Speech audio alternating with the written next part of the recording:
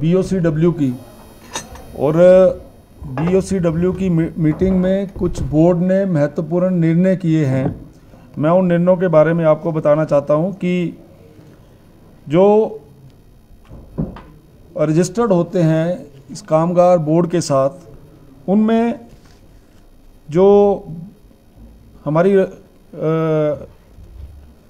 Female birth gift scheme हमने एक नई इंट्रोड्यूस की है, जिसमें 52,000 रुपया, जैसे किसी ने मनरेगा में काम कर रहे हैं और उनका पंजीकरण हुआ है और वहाँ पे बच्ची को जन्म देते हैं, तो 52,000 रुपये की FDR एक हम देंगे उनको, जो 18 वर्ष के बाद उनको जो है वो उसकी मेच्योरेंस जो राशि होगी वो मिलेगी।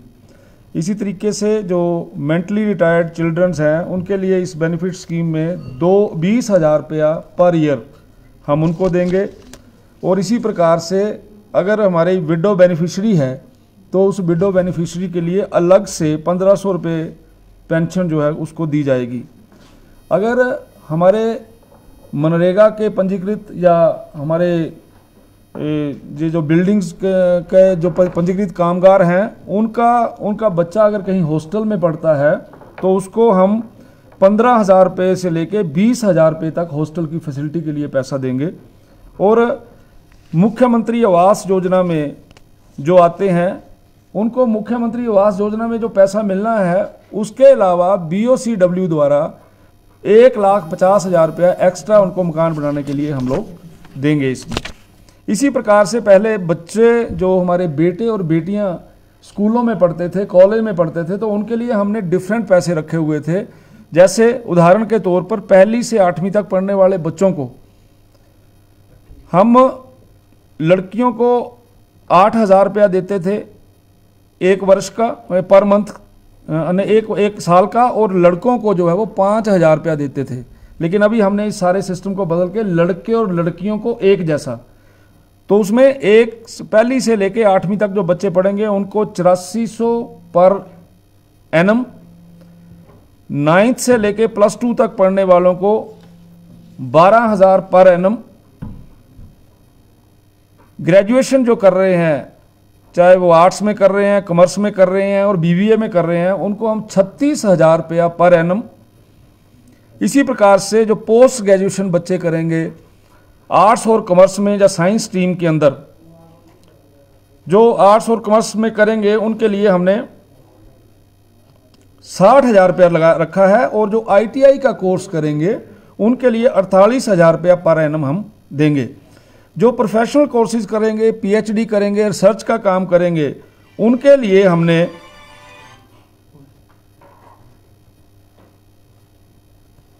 1,20,000 रुपया पर एनम रखा है। पॉलिटेक्निक का डिप्लोमा करने वालों के लिए 60,000 रुपया पर एनम उन बच्चों को सहायता मिलेगी। और ये जो मैं आपको पढ़ रहा हूँ सहायता, ये सहायता पहले मिलने वाली सहायता से 2 गुना या 3 गुना हमने बढ़ाई है। आपके ध्यान में और रहे कि कोविड के समय में जो हमारे रजिस्टर्ड वर्कर्स हैं उन वर्कर्स को टोटल जो हमारी सरकार ने मदद की है वो 77 करोड़ रुपए की मदद की है। और उसमें 1,35,560 वर्कर जो हैं वो आते हैं।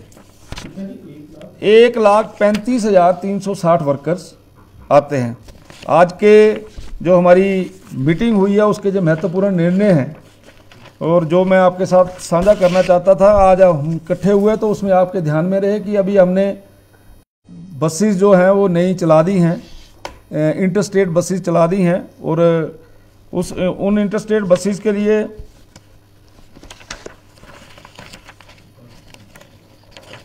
टोटल फिगर दे देता हूं ताकि इसमें आपको क्लियर हो जाए।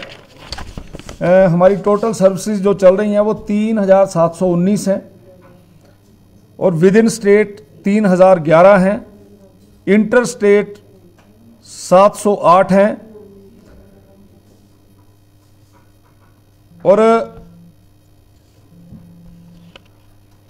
ये टोटल आज तक का आपका फिगर है।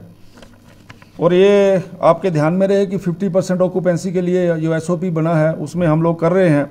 लेकिन इसमें आपको एक और साझा कर देता हूं कि ये ऑक्यूपेंसी जो है वो 40% हुई है अभी जो अभी हमने स्टार्टिंग की है उसमें ऑक्यूपेंसी 40% हुई है। इसके अलावा अगर आपके मन में कोई प्रश्न है तो आप कर सकते हैं। जो आपका कामगार बोर्ड है, हाँ जी सर। इसमें कौन से किसको बेनिफिशियरी कौन है, मतलब कौन मेंबर बनते हैं इसके, कौन सा होगा? दो चीज़ें अलग अलग हैं, दोनों चीज़ों को समझने की कोशिश करिए। आपके गांव में मनरेगा में काम करने वाला कामगार आपके कंस्ट्रक्शन में, कंस्ट्रक्शन वर्कर यानी जिसको आप कहते हैं, अब इनमें एक नियम है, जो हमारा बोर्ड है उस बोर्ड के अंदर जब इन लोगों के 90 दिन हो जाते हैं पूरे, तो 90 दिन पूरे होने के बाद ये हमारे कामगार बोर्ड के साथ रजिस्टर्ड होते हैं। जिनके 90 दिन पूरे हो जाते हैं, जो मैंने अभी आपके साथ कुछ महत्वपूर्ण स्कीमों के बारे में इसका अभी बताया है, उन सब को, उनके बच्चों को इसका बेनिफिट मिलता है। कैसे होती है, जैसे मान लो काम करते हो कैसे उसके लिए ये कामगार बोर्ड हमारा बना हुआ है। हमारे लेबर ऑफिसर हैं हर जगह पे, हमारे लेबर इंस्पेक्टर हैं हर जगह पे। Labour officer, labour inspector panchayat के अंदर जाते हैं और पंचायत के अंदर सभी लोगों को बुलाते हैं, जिनके 90 डेज हो जाते हैं, फार्म भरते हैं और रजिस्टर्ड हो जाते हैं। हाँ जी, हाँ जी।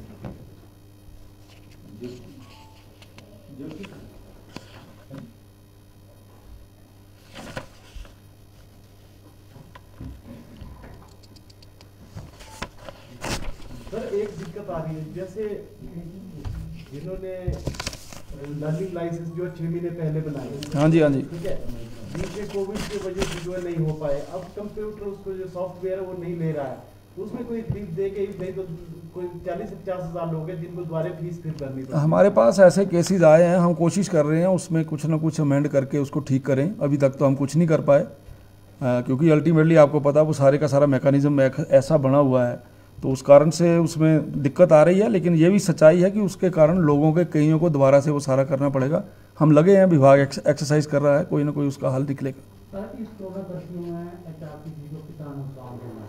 आज की तारीख में जो पिछले हमारे महीने हुए हैं, यानी जिनमें कोरोना पूर्ण रूप से पूरी उसमें था, तो उस समय लगभग 105 करोड़ रुपए का नुकसान हुआ है।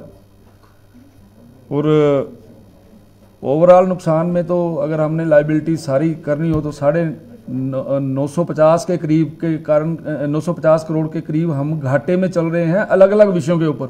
केवल और केवल वो कोई डीजल का, मशीनरी का घाटा नहीं है, एम्प्लॉइज़ के पैसे भी देने हैं। लेकिन अभी हमने कुछ दिन पहले ये डिसीजन लिया था कि जितने भी हमारे रिटायर्ड एम्प्लॉइज़ हैं और जितने भी हमारे रेगुलर एम्प्लॉइज़ काम करते हैं, उनके जितने भी bill related to the medical जो इसके साथ जुड़े थे, उन सभी का हमने भुगतान करवाया है। हमने एक और कोशिश की है कि हमारे एम्प्लॉइज़ को तनख्वाह लेट मिलती थी, उनकी तनख्वाह का समय बिल्कुल ठीक हो गया है। लेकिन अभी एक हल्की सी एनोमली और है कि पेंशनर्स को समय के ऊपर पैसा नहीं मिल रहा है। उसकी कोशिश हम कर रहे हैं, क्योंकि जिस प्रकार की विपरीत परिस्थितियों से हम गुजर रहे हैं उसमें काफ़ी ज़्यादा मुश्किलात का सामना करना पड़ा है। लेकिन मुझे विश्वास है कि आने वाले दिनों में हम जो पेंशन जिस दिन व्यक्ति को मिलनी चाहिए उस दिन पेंशन मिले, इस तरफ भी हमारा प्रयास चल रहा है। ये 105 करोड़ जो है ये सेकंड वेव में है ना? ये सेकंड वेव में। तो फर्स्ट मतलब मार्च से लेके अब तक टोटल कितना हुआ कोविड में नुकसान? ये नहीं बता पाऊंगा मैं, इतना नुकसान तो डेली वाला तो नहीं मैं बोल पाऊंगा, लेकिन कोविड के समय का नुकसान आपको बता रहा हूँ।